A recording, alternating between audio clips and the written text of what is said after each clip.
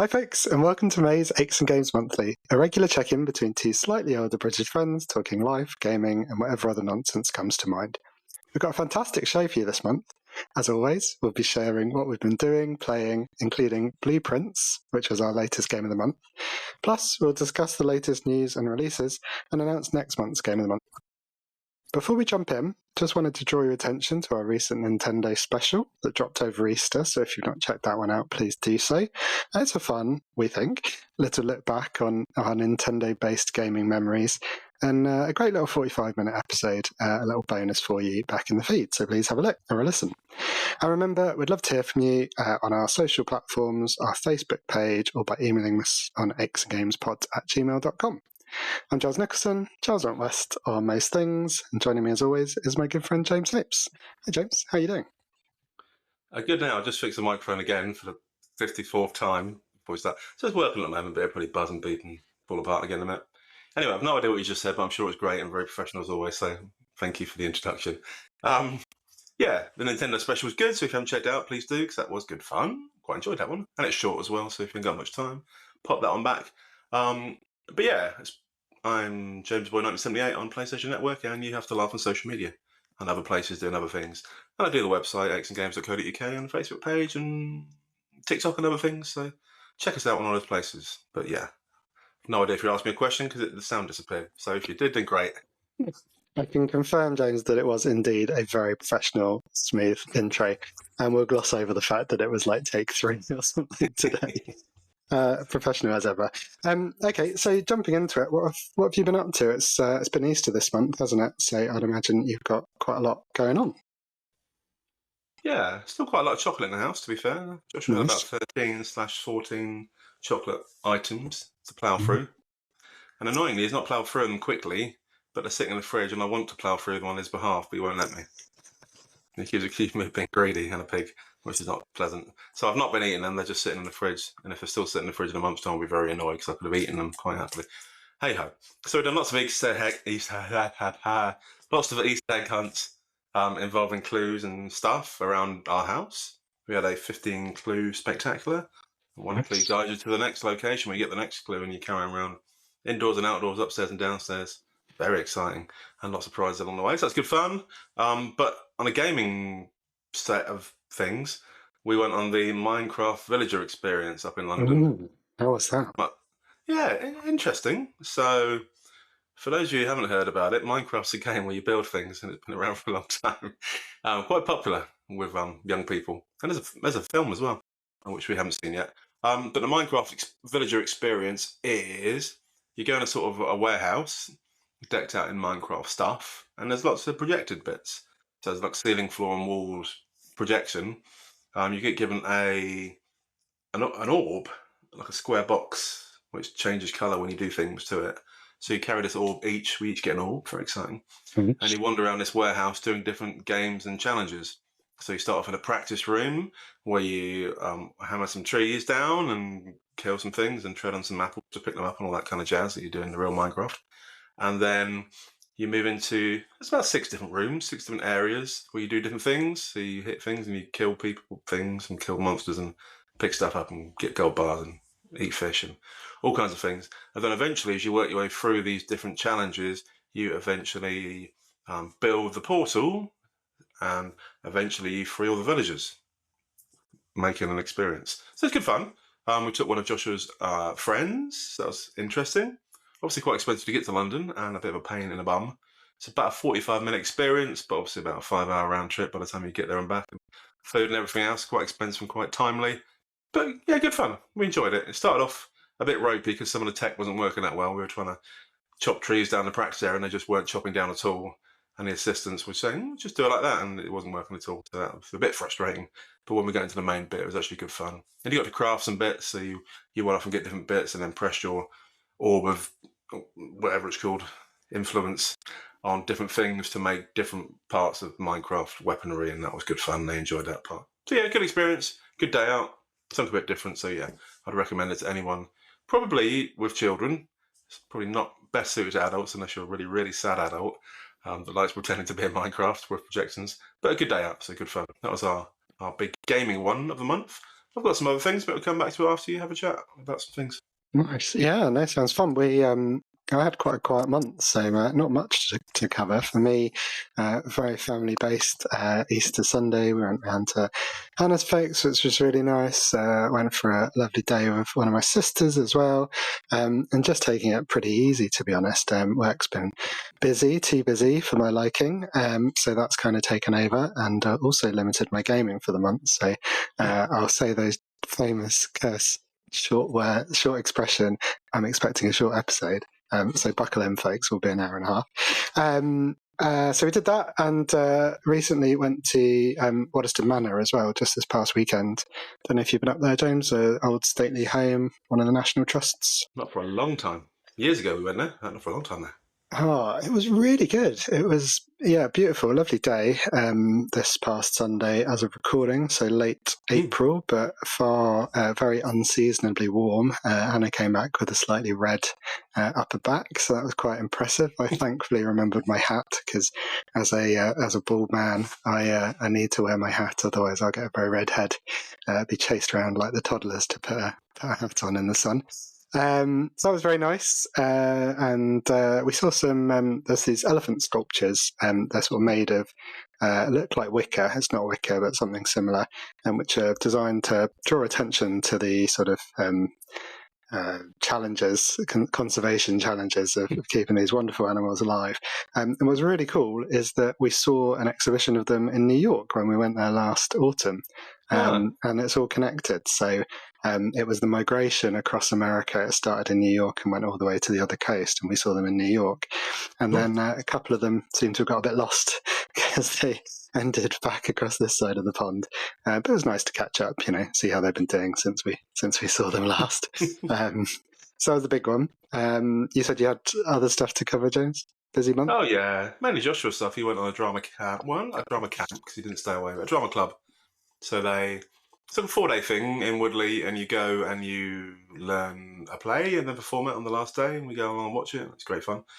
So this time they did a Wicked-inspired production called Defying Gravity. I think it's called Defying Gravity. I'm sure it was. Must have been, mustn't it? It makes sense. Seems on point, yeah. And he played the part of a teacher/professor who was a goat. I've not actually watched the film yet, but supposedly he's a fairly exciting character. There's not many male characters in Wicked, per se. So Joshua was one of the 3 boys that came to the production and got the goat part, which he was happy about. And he got to wear a beard, because he wore a beard last year when they did Hercules, when he played Zeus. So he had a nice big beard last time, and he's got to wear the exact same beard this time, so he was delighted. And he also got to wear some horns for the goat and some handcuffs for when he was arrested at the end and removed from the school. So he had a good time. It was good. Some of the singing wasn't quite to the standard of Ariana Grande and Cynthia Erivo. They put the music up quite loud, and at the start we thought, that's quite loud, that's a shame, it's really drowning out the singing. And then they turned it down a little bit, oh god, I really need to drown out the singing a bit more. But Joshua did well, he acted his part well, enjoyed it, and he was the best one there, as always. So that was good fun. We also went to other places like Buckleby Farm and Dinton Pastures and other places that you go with children. And the only other thing I really did was tiling. So you remember from the olden days, we used to have house renovations, and we're still ongoing with our bathroom and ensuite stuff upstairs. We are now, I think, 9 weeks into our 3-week bathroom project, so we're nearly there. And my entire 9 days I took off to get some tiling done. We spent literally 9 solid days tiling, 9 to 5 every day. Experience. And it was all really good, and it was all finished. We've got a nice new bath that's sitting in place, but obviously not plumbed in yet. It's a jetted tub. It's got 8 jets in it, 90 centimeters wide. If you can fit 2 decent sized bums in the bath, which is nice. But annoyingly, as Sarah's about to grout it, one of my half tiles decided to leap off the wall in dramatic fashion and smash a nice big chip in the acrylic on the bottom of the bath. Yes, that's a bit of a pain in the bum. Annoyingly, I did the whole tiling wonderfully using proper tile cement, and then I completely ran out of tile cement for the last half a tile. So I did some internet research and thought, if you put a lot of no more nails on it, it should be fine on the plastered wall. But it wasn't fine, it fell off after 4 days of being on the wall and made a nice chip. So now I've got an acrylic bath repair company coming out on Wednesday. That cost £204 to repair our chipped bath, which was a bit of a bummer. So there you go. That was my other great news from the Easter holidays. I can picture that almost happening in slow motion and sort of the slow motion dive towards it. But gutted. Yeah, I managed to drop some nail clippers in the sink a few weeks ago, and that took a chunk out of this little coating, and it's infuriating, isn't it? But that wasn't new, at least. So feel for you, James. Sarah was standing in the bath at the time, about to do the grouting, and the towel fell off and nearly hurt her foot. And she was like, "Oh, it's lucky it didn't hit my foot." But on reflection, it would have been a lot cheaper if it had hit her foot rather than like a massive chunk out of the bottom of the bath. Unfortunately, she's still 9 months behind on the podcast, so she won't hear that. That's exactly what I was going to say. In a few months' time, or 9 by the sounds of it, you're going to get a proper, well-deserved smack around the head for that one. I thought I had a segue from Wicked to my last thing, which was we went up to Hammersmith. I can't do one for the bath, is what I'm kind of disclaiming early. I don't think, unfortunately, I don't think there's a character called Chip in Labyrinth. But we went up to, if we'd gone to see Beauty and the Beast, it would have been fine, wouldn't it? So I'll have to go back and change history. But yeah, we went up to see a live or a sort of just a film version of Labyrinth, but with a live orchestra or with live music at the Hammersmith Apollo, Eventim Apollo, I think now they're sponsored. So that was this month as well, which was really good fun. I mean, I remembered the film, but I don't remember loving the film, apart from a couple of awesome songs. But it's one of Hannah's sort of fond childhood memories, and we had a great time, and I really enjoyed it. It's really funny. Do you remember Labyrinth? Yeah, it's where David Bowie flies around on a big pink hairy thing between his legs, isn't it? I think you might have inserted the big pink hairy thing between his legs, so to speak. Is he flying a big sort of pink furry dragon type thing? I've got a feeling you're conflating it with Never-Ending Story and Falcor. Oh, Never-Ending Story. Yeah, that was it. No, it wasn't that. Yeah, no.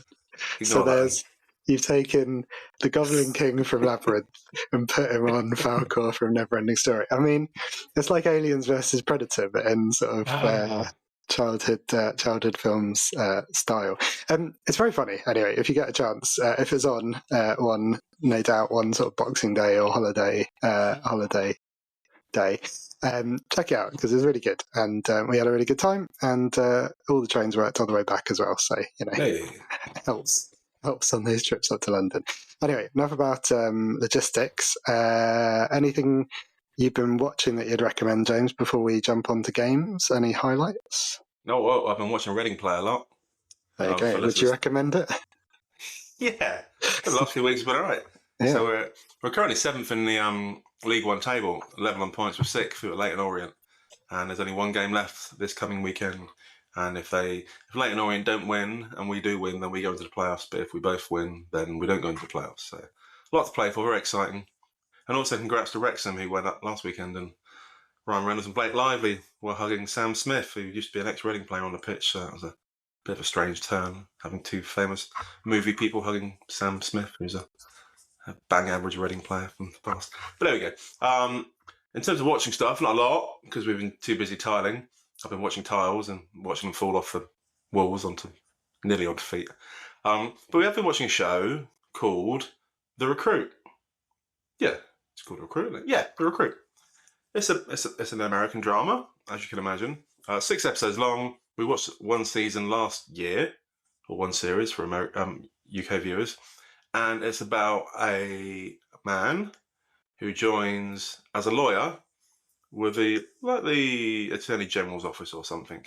And he gets involved in lots of secret stuff, and then somehow gets involved in lots of japes and goes to different countries and gets involved in lots of murders and lots of exciting stuff. So that's been quite fun, actually. We've been quite enjoying that one. That's the only thing we've really watched. Sarah's been watching a lot of stuff.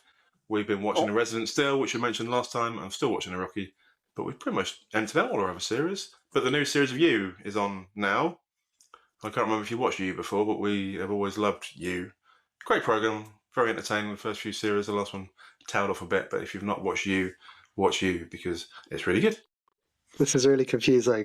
because you're looking at me saying the new series of You, and I'm thinking, oh yeah, I get that now. Yeah. And then you said Now, and I was thinking, I'm sure it's on Netflix, but you mean it's on now, as in currently, rather Right than a now. streaming service. In the background, yeah. Excellent. Okay, so You are on now. No, hang on. Anyway, yes, Yeah. got it. Great program, though. Yeah, I've heard good things. Yeah. He's a really nice bloke, but then he's a bit. Yeah, he's always been a bit weird, but it gradually comes out through the series. Is this a spoiler warning, James? Because I haven't seen it. So. Everyone knows how it all works. But yeah, there's lots of bad things happen, and he gets fixated on women, and then that leads him down difficult moral paths. It's a really good program. You'll love the first series. The first series is probably the best. It's really hard hitting and really fun. But the other ones are a little bit darker. So watch it. Wow. Do it. Not tonight, not now, but soon. I'll just pop off. I'll be back. Yes. You can hold the fort.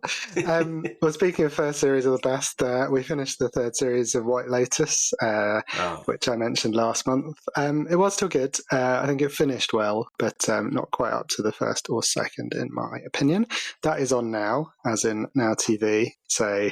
But it is still streaming, so check that one out. And I'd recommend Ludwig if anyone hasn't seen it. David Mitchell on iPlayer.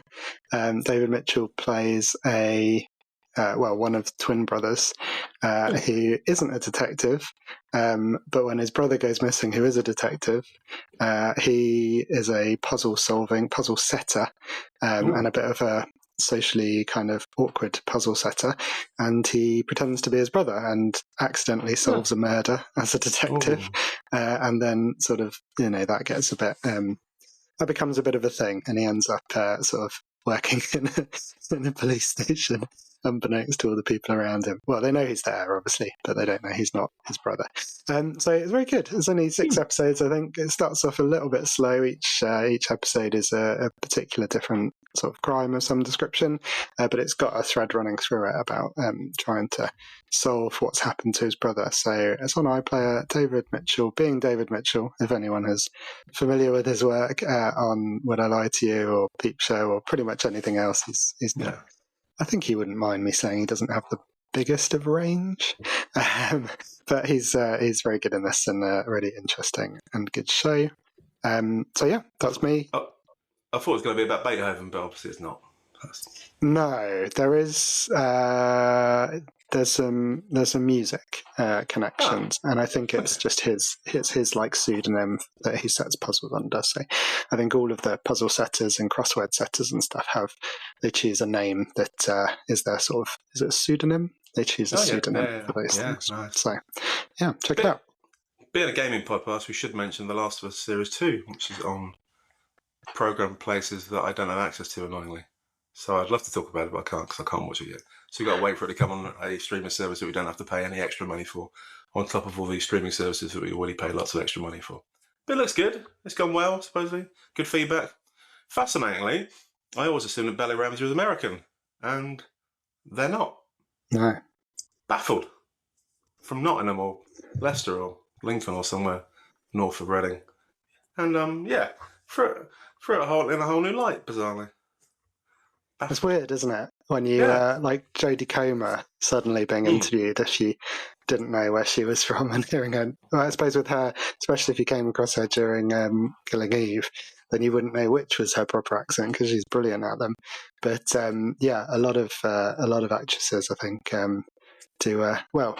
To my ears, do such a good American accent that they pass. But I'm sure some Americans probably think that's true of some of the Americans doing British accents, and they vary, don't they, between pretty good and Dick Van Dyke. So sorry. It's pretty weird about Bella though, because assuming the Americanism, I always assumed they were a bit weird and a bit annoying, but when they turned out to be British, they now seem to be quite quirky and fun. Bizarrely. And hello to all of our American listeners who are now just switching off. I'm sure James didn't mean anything by it. No. But the stick that Bella gets for not looking like how Ellie is meant to look like. Yeah. It's bizarre, isn't it? Social media just packed with the fact that Caitlin Devon looks a lot more like Ellie does in the game and not like Abby does at all. So that seems to be what is fascinating people rather than the actual show itself. So I'd love to watch it at some stage when it becomes free. I'm sure it'll be great because I enjoyed the last season. There was some interesting bits when it sort of took the game but played up on, had whole episodes about characters that weren't big characters in the main game. And I think they're doing the same on this one. I think they're splitting over 2 seasons for part 2 of the game. So fascinating. And they've also brought out the complete edition of The Last of Us game, just to rinse a little bit more money out of the fans of Naughty Dog. So they did the originals and the remasters and the remakes of both, and then they're doing the complete package, which implies it's not going to be a Last of Us 3. Anyway, I'm straying into talking about games. Apologies. No, yeah. Well off. We're going to have to change our genre in Spotify and Paris podcast. We have to change it to gaming if we're not careful. Yes. Yes, I am looking forward to Last of Us. I do have Now TV, but I'm currently watching The Penguin, which I will save until I've finished because I've only got a few episodes in. And Last of Us will come after that. So hopefully, maybe next month I can speak informed on that one. Excellent. Right, let's. You mentioned gaming. We should, token gesture, cover it, and our game of the month is a good place to start. I think, as always, I'm going to quickly attempt to summarise Blueprints. Hopefully, try and get to the bottom of this rather intriguing title that we've been playing. So it's a first-person puzzle game. You explore a mansion with ever-shifting rooms, which you build by drafting randomised cards. So you go into a room, you'll have doors that you can exit. When you get to a door, the game will present you with 3 random different rooms that you can choose next. But once you've drawn those 3, you have to choose one, subject to some shenanigans potentially. And so then your objective is to reach the 46th room in your mansion because you've been bequeathed this mansion by an elderly relative, but only if you can reach the hidden 46th room.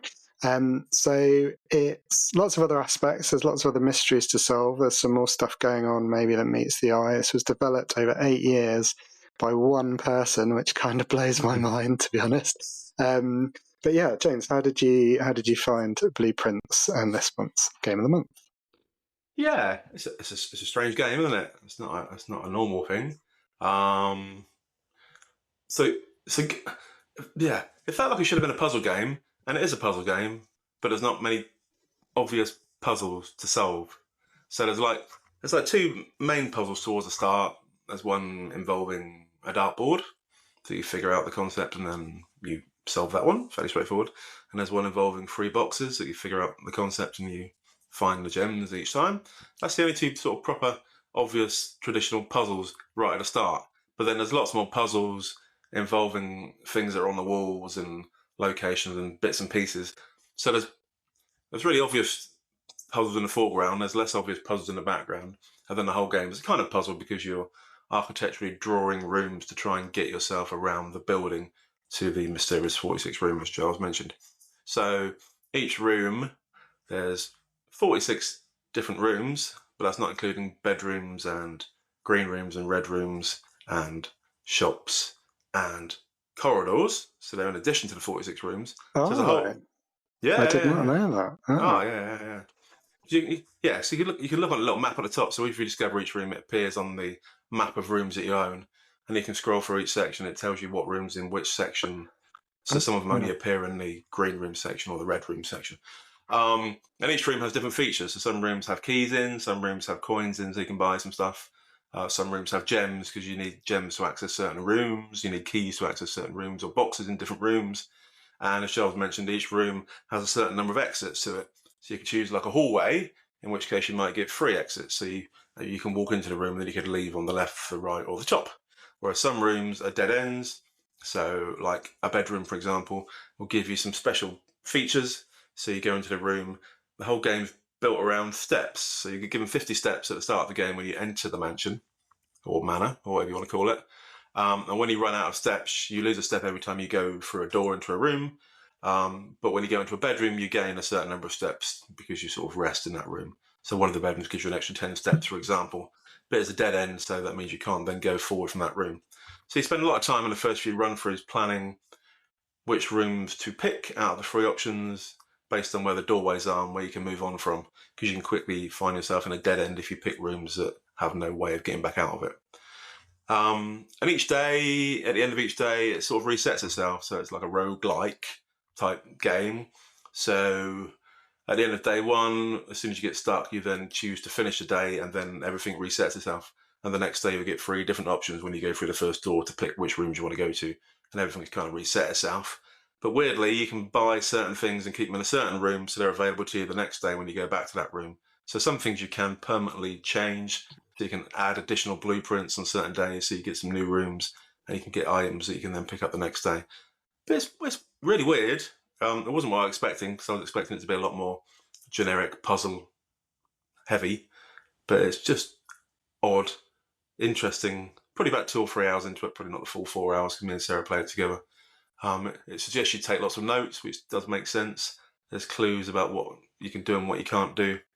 And although it says the rooms are randomly generated, I believe that depending on where you are in the floor plan, some rooms occur more likely than other rooms. And depending on what features you pick up and what key cards you've got, some rooms are more likely to spawn than others, because some rooms are higher rated than other rooms. It's a very complicated game, but after you play a few days of it, it makes more sense, and then it's quite fun trying to get as far as you can. Yeah, that's it, isn't it? Yeah, it would probably sound like Madman again. It's a bit like the Stanley Parable all over again. But in terms of, you mentioned you probably played a few hours. Do you remember how many runs you've done then, James? I'm curious. About 5 Roughly. days, I think. Yeah, okay, so we're about similar, I would say, in terms of runs. I feel like we've spent a little bit longer. I'm playing with, interesting, you're playing with Sarah, because I'm playing with Hannah, so Yeah. it does lend itself to that sort of cooperative experience, doesn't it? One person can control it, but you can kind of work things out together, which I really enjoyed. And interesting you said about the dartboard being early on, because for me, that's something that we only just came across very recently. Okay. So it just shows, I think, that everyone's kind of playthrough might be quite different. But as you said as well, with some consistencies, I think there are some things that appear more random than they are, possibly. So yeah, I'm really enjoying it. Good first run. We sort of learnt the rules. We came across a room that had a puzzle in it, and we solved it and felt very clever. And we were like, "Oh, this is intriguing." Next run, discovered very similar rooms, only a couple of new ones. Couldn't work anything out new and felt very stupid.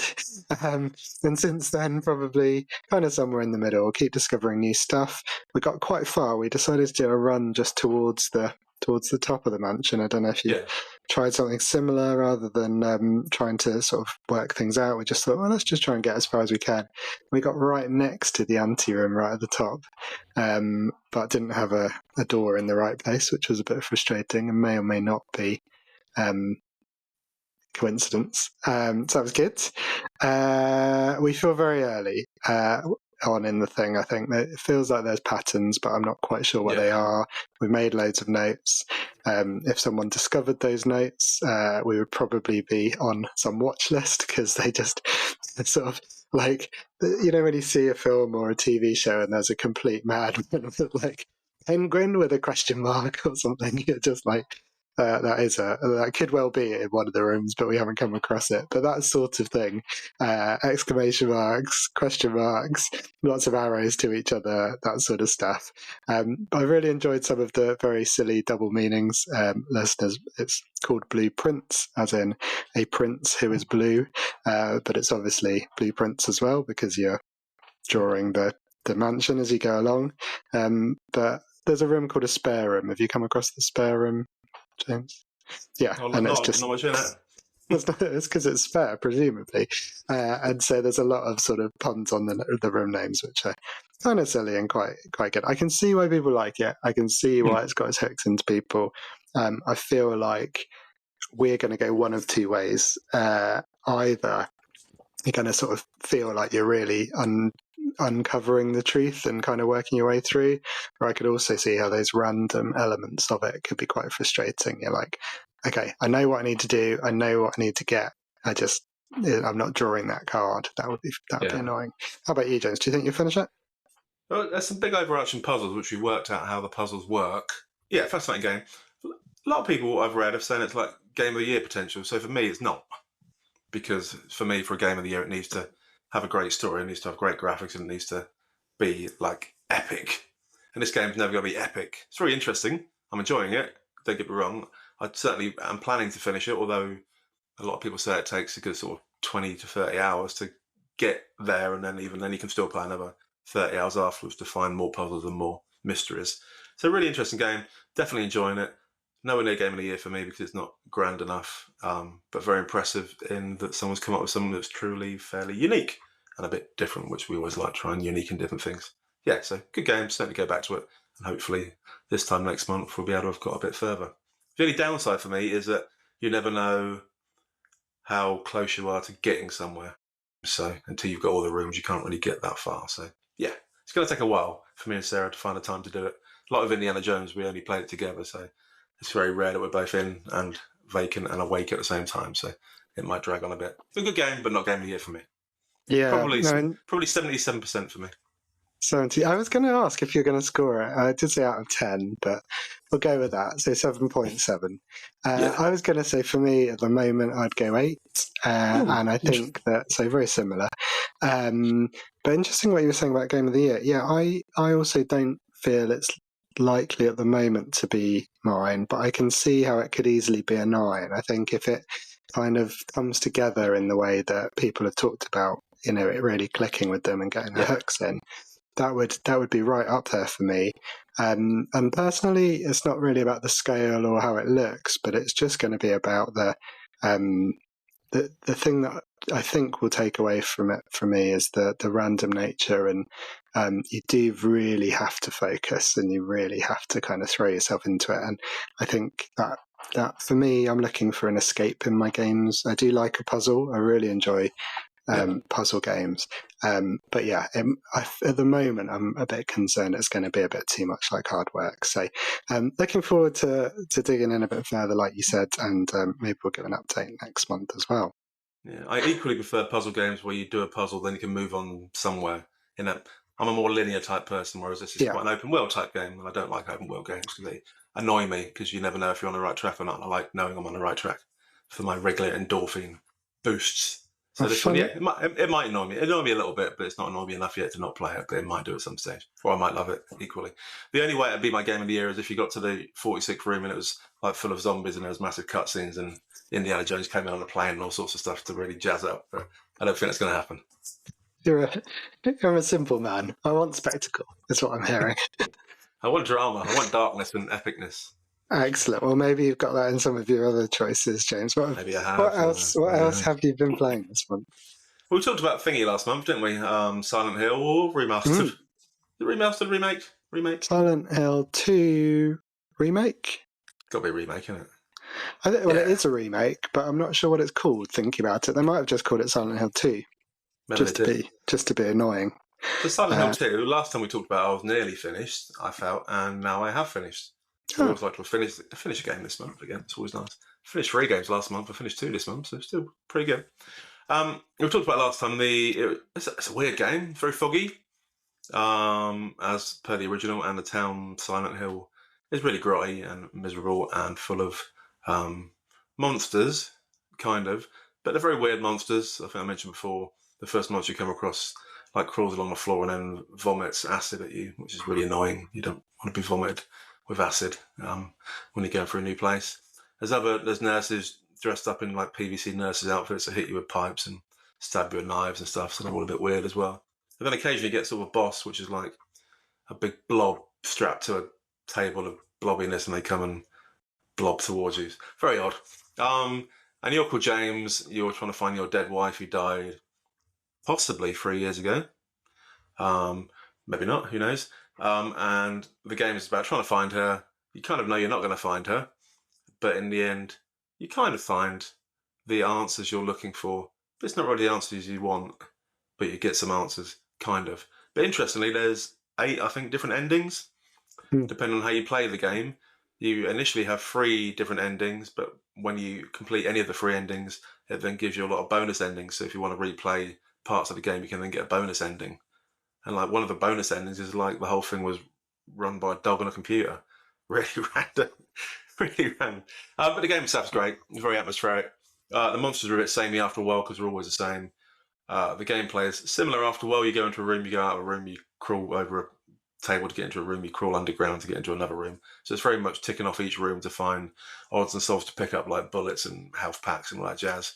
And yeah, you work your way through lots of places. You finish up in a big hotel, which is quite interesting. And yeah, I really enjoyed it. Really good game. Graphically, I thought it was very good. Voice acting's good. Story's a bit odd. You can tell it's an old story. They've not really updated the story much from the original, so it's still quite dated in that way. You still have like a VHS tape player towards the end of the game that you put a VHS into, which is fine. And yeah, the whole thing you think is going to be solved, and then it's kind of solved, but not in the way you expect it to be solved. And me and Sarah were kind of left a little bit disappointed at the end.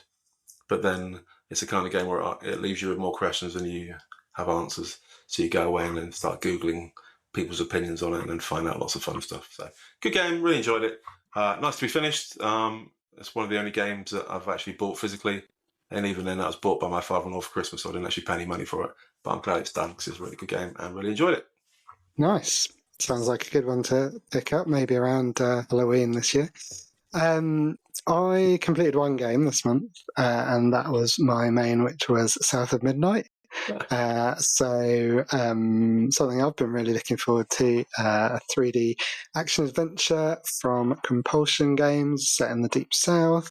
Got a very kind of gothic, dark and somewhat potentially quite sad story and kind of world about it. It's a combination of platforming, exploration and combat. Mainly it's about that world though. It's amazing, sort of really evocative of the Deep South. Some great music, looks fantastic. It's got a really good sound art direction, makes it feel like almost like a sort of stop motion animation. It's got that sort of slow, low frame rate look like in Spider-Man Across the Universe, for example, in the cutscenes, which makes it look pretty good, but different from Harold Halibut, which was the claymation thing that we both played. Was that this year? Last year. Similarly striking visually. In gameplay, it's much less obvious, that effect. I know a lot of people were worried that it would look kind of quite jaggedy and kind of choppy in motion, but actually it's really smooth, really fluid. You control Hazel, the main character, who is a weaver. She finds out that she's got these abilities to kind of create platforms and manipulate the world using her sort of her powers, weaving in the sort of tapestry of history, that sort of concept. And she's looking for her mother after this huge and slightly otherworldly storm kind of hits and drags her mum's house / trailer sort of downriver. Opens with very much Alice in Wonderland type vibes. There are little rabbits and critters all over the place. It's got that sort of off-kilter nature. I think you'd enjoy it, James, after your Alice whatever it's Madness called. Returns. Madness Returns, yeah. Somewhere between Alice in Wonderland and a sort of Brothers Grimm fairy tale. So it also reminded me a bit of Bramble, which I think we both played and really enjoyed. Great game, yeah. So I highly recommend it. Like I said, it's got that sadness, melancholy. The music really plays into that. It goes to some quite dark places in terms of storyline.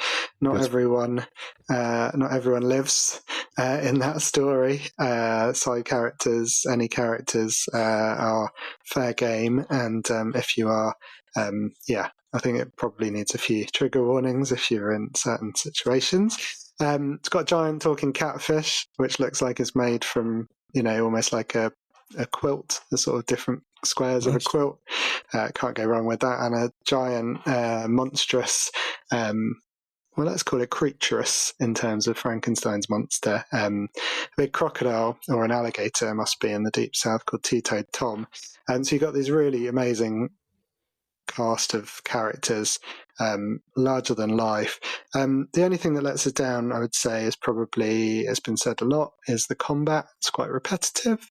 I actually thought it wasn't too bad, but it does lack in terms of jeopardy. So you've got some sequences, some escape sequences, some fights, and to me, I think I don't want a game to be really hard. We've played enough of those, struggled through those, but it did feel almost a bit lightweight in terms of the gameplay. So the world's great, the setting's great. Another solid 8 from me.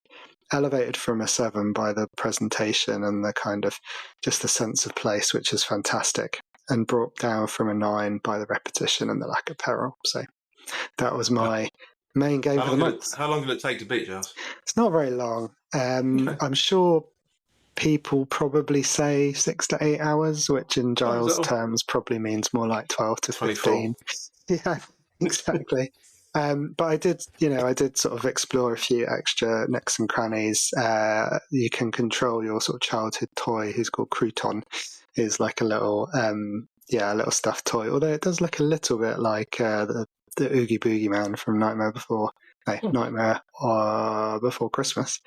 And you can control him sort of going around these little burrows and stuff occasionally, which you do need to do as part of the game. But exploring all those little nooks and crannies of the world, just because the world's so cool, I definitely saw, I think, almost everything that the game had to offer between start and finish. And yeah, I really enjoyed it. And hopefully more of those games see the light of day.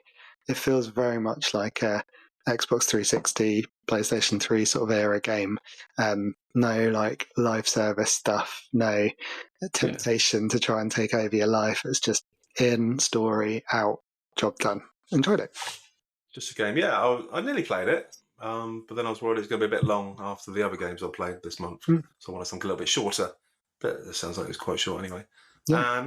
Lots of reviews I've seen is that it's quite an unusual setting. You don't get much in the Deep South. You don't get many exciting, authentic black characters, so that's quite interesting.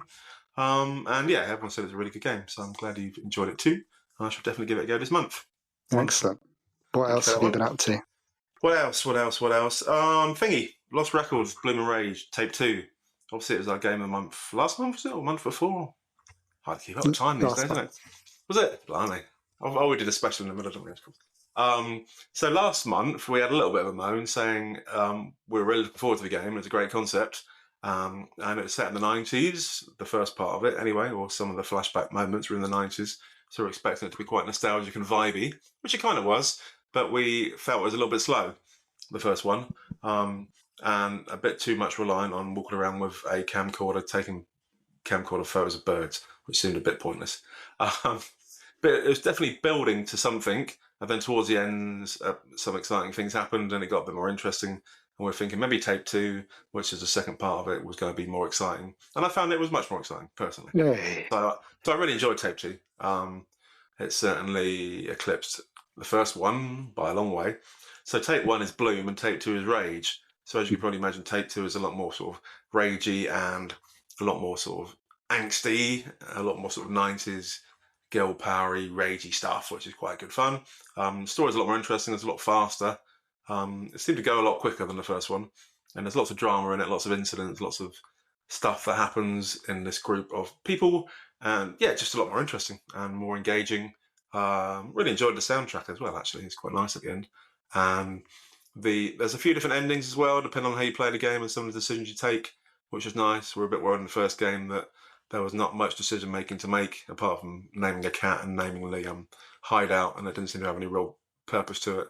But towards the end, you can make some choices, and it ends up your choices impact on which characters are left at the end of the game and how it sort of plays out.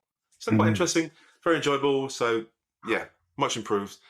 Glad I played the second one because it made the first one feel a lot better, and the second one ended it on a bang. And it's just a lot short as well. It's about 5-6 hours. So really glad I played it over a couple of nights. Cool. Yeah, I've played about an hour, I think, of it, because after you recommended that it was a bit more action-packed or a bit more going on, I guess, I thought I would dive in and echo that so far. I was just really pleased to watch back my terrible camcorder footage that I'd made in the first episode, and that just at least made me think that there was some point to it, which was really good. And I'm already seeing some payoffs to the decisions made, so it's good to know they keep coming throughout the rest of the episode. Do you think it worked then, holding back the sort of second bit? Because I imagine some people probably dropped off after the first one because it was, well, maybe literally fell asleep after the first one because it was pretty slow. Do you reckon it might have worked better as one game? Oh, I don't know. Would have made it a bit longer, but Hmm. only would have made it maximum 15 hours, so that's probably shorter than still a lot of games. But yeah, I think it was nice. Either they hadn't finished the second part, which is maybe they were waiting for feedback from the first one, and then they listened to our podcast and said it was a bit dull, so they made the second one more exciting. So I like to think we contributed heavily to the new version. Good point. And yeah, I guess building up some anticipation is good. The first one was all about meeting the characters and looking at the relationships and how it all come together. So you got a bit invested in the characters, even if you weren't that invested in the storyline. The characters were interesting people, so it's nice to see what happened to them. And like we said, with the first one ended on a big cliffhanger, like an episode of EastEnders with the Duff Duffs. So it made you want to look at the second one to see what was going to happen and how it was going to end up. So that worked quite well, I think. And you get the second version, second tape free if you get the first one anyway. Obviously for us it was on, what was it, PlayStation Plus, isn't it? Yep. Played it on? Yeah. So obviously you get it free on there anyway, but if you bought the first tape, then you got the second one anyway, if you paid money for it. So I thought it worked really well. And interestingly, so the second one's a lot more violent as well, and there's a lot more darker themes to it. Gets even more supernaturally, lots more swearing and lots more drama in it. So yeah, it felt more like a grown-ups game, the second one, whereas the first one felt like a sort of an early teen play around, make a house, do some fun stuff. But the second one was a lot more grown up and angsty. So yeah, play it if you haven't. I will. Don't play it before the first one though, because you need to play the first one first. And That would be interestingly, at tricky. the end, you get a nice summary of all the decisions you made throughout the entire both tapes, which shows you how you got up to where you ended up and what relationship you had with each character based on the decisions you made during the game. Which again emphasised the fact that the decisions you made did actually do something which I liked. Nice. Again, that feels like that's a direct response from the from our feedback. We wanted to know that it was meaningful. Good stuff. Oh, it sounds fun. I will finish that one off in the next month. So anything else you've been playing before we move on, James? Yes, Undertale. I know you've heard of Undertale. I think you played a bit of it before. Yeah. So I wanted a really short game, so I did an internet search on the World Wide Web using the popular search engine Google to look up the free games on PS Plus that were short. And some of those games were Hollow Knight, which we talked about before, but also Undertale. And Undertale is a strange story. It's a very old-looking game. It's sort of an 8-bit type graphics, nothing special at all. And it starts off really basic. In fact, the whole game is quite basic. But there's some puzzles in it, puzzles that I enjoy, so they're quite simple puzzles, and you complete a puzzle to move on to the next room and go through the next doorway, so it's nice linear puzzles that you actually finish them, can move on. Loads of save points, which is good, so you don't have to go a massive way back.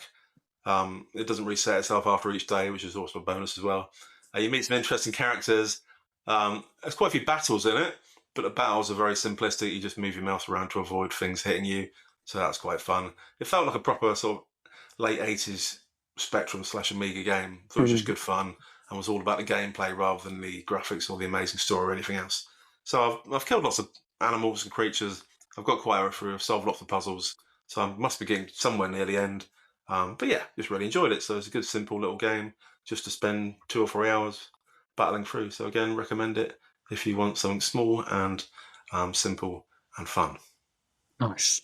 Yeah, you mentioned puzzle games that just go from sort of one section to the next, and that was very much my experience of Red Matter on the Quest VR as well. So Meta Quest, the sci-fi mystery players Agent Epsilon crash landing on one of Saturn's moons, and you're sort of exploring this apparently abandoned military base. It's first-person puzzle again, but in VR, and it's very much a sort of escape room style puzzles. So you're kind of in a location, you need to get to the next one. You can sort of move yourself around, teleport yourself around, but obviously look around and interact with things around you to sort of unlock doors, to solve mysteries, all that good stuff.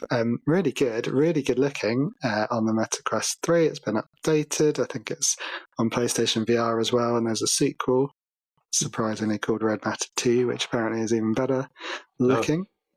I know, they really pushed the bait out with that one. But yeah, I've really enjoyed it, and again, another of the benefits, I think, of VR titles, or most of them, is that they do tend to be a bit shorter. Ideally, that's ideal because you don't want to be in a VR headset for too long, but also they tend to be priced a little lower. I'm playing them on subscription, so they're priced nothing effectively, which is certainly a good price for me. But they're sort of those little experiences you can play in amongst it, and I think I would have finished that sooner had I not been playing Blueprints with Hannah, because it sort of just feels a bit sort of puzzly, and I've been craving some action, hence why I've been enjoying South of Midnight. But yeah, Red Matter, highly recommend it, or the sequel, which is also supposed to be really, really good. And I'm very close to finishing it. Annoyingly close. It was one of those days where, had we been recording tomorrow, I could have said it's complete. But I think that will score quite highly for me once I'm done. Next time. I'm sure I read that they bumped off, or rather laid off, lots of Meta VR people in the last week to make it more efficient as a business. So that's an interesting one. Afraid so. Yeah, I think we might do I was wondering about a special on the state of VR at some point this year, James, because we both got the headsets, and I'm certainly really enjoying this little bite-sized experience. But I think it's pretty tough out there for any of the developers. So good point to note. You got one more on the list. Oh yeah. Yeah, the only other little thing with Joshua was called Arcade Paradise. Yeah. It came out about 4 years ago, and again is meant to have a really retro feel to it. Again, it's really basic graphics and really basic storyline, really basic everything, just really basic. But interesting. So you take over your dad's laundrette. Your dad owns lots of businesses, and he's given you one to prove yourself as a useful son. So you start off with loading people's washing and unloading it, and sticking it in the dryer and taking it back out again to earn some money. And unblocking toilets, bizarrely, which earns you money because money's blocking up the toilet. No idea why. And if you throw some litter into the trash outside, into the Grundon, you get money as well for clearing away. Bizarre. But that's the business. But then you go into the back room and realise that the cut of arcade machine is knocking out there. So people, when they come in to do their laundry, they can go out and play on an arcade machine. Nice. And it turns out that that's making a lot more money than the laundrette itself. So the whole concept of the game is you gradually run the laundrette, but gradually get more and more arcade machines out the back. You expand it, and then eventually the arcade business takes over from the laundrette business, and you have an arcade empire. And interestingly, every time you get a new arcade machine, you can play it as a game on its own and set high scores. So there's like 30 or 40 different arcade machines you can get to play little mini games on as well. So Joshua enjoyed it. I quite enjoyed watching it as well. So that looks quite fun. A very sort of 80s, 90s art style, but obviously designed to look like that. But a good game, very well reviewed, quite popular. And it's also available in VR as well, which would be quite an interesting concept as well. But we were just playing on the PS5. So there we go. Yeah, I was going to say, I think it's both versions are in the subscription, aren't they? So it'd be interesting if you did try it out in VR. I'd be curious what it's like. I think it definitely has a place for giving you that real sense of presence. So cool. Okay. Quiet month for news, so we don't have much to cover. But lots of great games either just come out or coming out. We were talking about what would be our next game of the month, and we are spoiled for choice, a plethora of options. We mentioned Blueprints and it being a game of the year contender for some. Claire Obscure Expedition 33 also hit Game Pass and came out for sale on PS5 and everything else. Another game of the year contender for some people. It scored remarkably. I think it's the highest scoring game of the year so far, just above Blueprints. Oblivion, Elder Scrolls 4 Remaster. Some debate, remaster or remake, but that's regarded as a classic. So anyone out there subscribing to particularly Game Pass for those three, but Blueprints is on PlayStation Plus as well, you're eating well this month. But there's some other stuff coming out, isn't there? Doom the Dark Ages is my one, hitting Game Pass in a few weeks' time. Mentioned wanting action, that might satisfy the sort of adrenaline junkie in me. But James, you've got a few things you wanted to call out that are coming out in the coming weeks as well. Yeah, I've got to mention first that Claire Obscure has sold really well. It's sold like over 1 million copies since it's released, which is pretty amazing. And as you would expect, 96% of those has been on the PS5, because obviously it's on Game Pass, so you don't pay for it on there. But yeah, all the physical sales have been on PlayStation, which is fascinating. It looks like a really good game, really interesting. Reviews have been great, and the graphics look amazing as well. Another Unreal Engine 5 type game. So that's good fun. Obviously, we've got Dredge on subscription services coming on Game Pass very soon.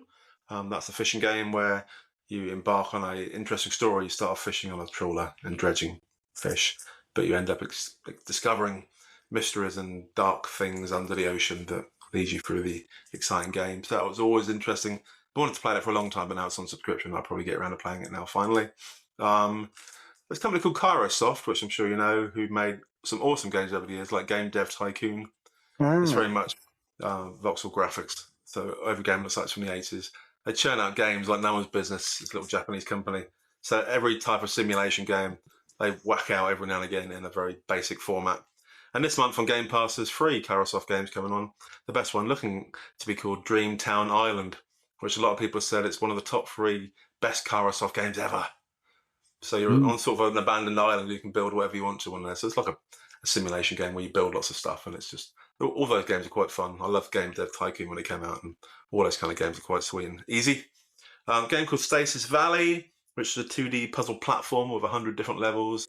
That looks quite interesting, actually. So that's a proper puzzle game where you do puzzles to get from one level/room to the next, and you can rotate the screen to move between things and change perspective and all stuff, but all in 2D. So that looks really interesting.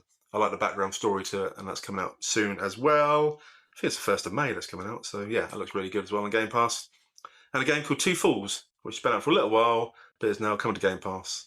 That's set in the 17th century Canada wilderness, and it follows the path of 2 different protagonists, both females. One's an Innu hunter, and one's a French immigrant that's come over to start a new life in Canada. So it's very much, it's got it or hate it, because it's like a walking simulator, visual novel type thing. But it's meant to be a really good story. The graphics look lovely. It's very immersive in the Canadian wilderness. So I might pick up that one because it's quite short and looks quite interesting as well. So those are my 4 suggestions for the coming month, all coming on Game Pass. Very little on PlayStation Plus, annoyingly. It's not a great month for although I've got a funny feeling Dredge might already be on PlayStation Plus. I think you might be right. Yeah, so it's definitely just being added to Game Pass, but if you are a PlayStation subscriber and listener, you've still got plenty of options, and you're not short of things to play on there, I know. So let us know what you're playing over on PlayStation Plus, and we'll try. We always try and balance our coverage, but Game Pass really is churning them out at the moment. It's quite hard to ignore. And speaking of which, we said we'd had some debate about what our game of the month for May would be. You mentioned Dredge, and that was definitely a front runner in terms of choice. I was keen on Clair Obscur, but as you correctly point out, it's quite a long game, and maybe we'll need to work our way up to that one. And we went back to one that was in contention a couple of months ago. So we're going to go with Atomfall. James, do you want to do the honours in terms of summarising Atomfall? I know we haven't rehearsed this or written down any notes, so complete hospital pass. Over to you, James. Oh, black thumb as usual. So Atomfall is a game. It's set in England, which is quite unusual for a game, which is nice. It's kind of the north of England, around the Lake District type area. Some other podcasts, like the Veteran Gamers podcast, have mentioned the accents aren't particularly legitimate because they have like some Geordies knocking around and some other people, which doesn't make a lot of sense. But the feeling is generally right with phone boxes and red things and countryside and rolling hills and lakes and shit. Interestingly, it's kind of a zombie type stuff, but not quite. So you're in like there's been a disaster, a nuclear plant type thing. So there's a big exclusion zone set up. So everyone's trapped inside the exclusion zone that were there at the time, and then they've all split into different factions, and they get ragey if you talk to certain people and not other people, and you sort of pick a path through it, or you pick what faction you want to be involved in. You solve loads of question puzzles on the way, which takes you off in different directions. So yeah, it feels like a zombie game, but there's no zombies in it, if that makes sense. So you're in a fixed area with lots of people that are quite hostile towards you, and you're sort of trying to find a way of escaping from this exclusion zone. It's pretty much it. Post-apocalyptic or during apocalypse, really. Yeah. but with the sort of rival factions sort of vying for resources. A bit like Fallout, a lot of the early press was sort of comparing it to a kind of UK Fallout. Yeah. But I think more people have sort of leaned into it. It's turned out to be a bit more, again, another mystery under sort of pinning the game, I think. And I think it's based around a real life nuclear, well, I'd say incident rather than disaster, because I think it didn't go as badly as it could have done.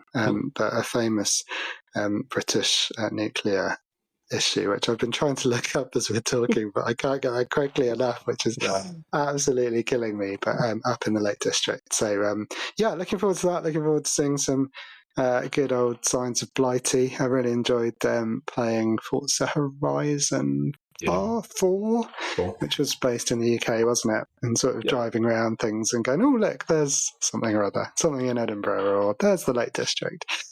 So I'll be enjoying doing that, pointing out phone boxes, and oh, look, there's a crazy nuclear scavenger, which hopefully is not quite as true to life. But I haven't been there for a while, so you never know. Might be what you do discover if you wander around in those parts. Yeah. But from the reviews and podcasts I listen to, it seems to be quite interesting. People have got into it as they've got into the game. The more you play of it, the more interesting it gets. I think the combat's slightly ropey in parts, but there's lots of side questions, lots of things that link together. So you can go into a location and you pick up something that leads you somewhere else. So it's quite, a bit more linear for me, which is nice, but with the options of going around about the outside, but all stuck within this fairly finite space. Sounds good. So our game of the month, it's Atomfall. It's on Game Pass. It's available to buy, I believe, on Xbox, PlayStation 5 and PC. Actually, it's also on last gen by the looks of it. So if you're a PS4 or Xbox One owner, you've been a bit more left behind in the last few years after a couple of years of everything releasing on everything. So that's one that you can still play. So just a shout out to our last gen listeners there. And we'll let you know, as always, what we think next month. Right. Yeah. Well, that's the show for May. Please remember to like and subscribe to the podcast. Consider giving us a 5-star review. We know you consider it, but maybe just push yourself to actually doing it this time, which would be very much appreciated. Helps us push up those searches. We had some good numbers over the last few episodes. We're still not quite testing the top 10 of podcasts. I think Gary Lineker and his Goalhanger Productions and various BBC Sounds podcasts probably just outperform us in listeners. But we're getting there, and we appreciate you all, and however you listen, thank you. We'd always appreciate some interaction as well. If you've got any suggestions for the show, if you've got any comments, check out our socials. Come and join James on the Facebook page. We'll love to hear your thoughts and your comments on the games we've mentioned. You can email us at xandgamespod@gmail.com. And I'm Giles Nicholson. James, how about you? Oh, I'm Giles Wentwest if you want to speak to me, but you probably don't. That's fine. Come and interact with the socials of the show. That's much more fun. Yes. Like Giles said, all of that stuff. So check us out on all of the different socials. TikTok's always fun because we post short videos on there and they do quite well. Well, I say quite well, they do averagely well. They're not like big names or anything. But yeah, good fun. And if you want to leave comments and stuff, then please do on other places. And come along to the website because we'll probably review whatever game you played last month at some stage when we can be asked. So that'll be up there imminently. But yeah, that's about it. It's been a busy month and hopefully another one coming up with less tiling and less collapsing bath issues. Yes, yeah. May, I think, could be another lull because then you get into June and you get into the sort of summer showcase type season. So that's always a busy one, lots going on. But yeah, this year is already, we're not short of games to play and talk about. So please do tune in next month for another episode of X and Games. First Friday of the month. We'll see you then. Cheers. See you next time. Bye.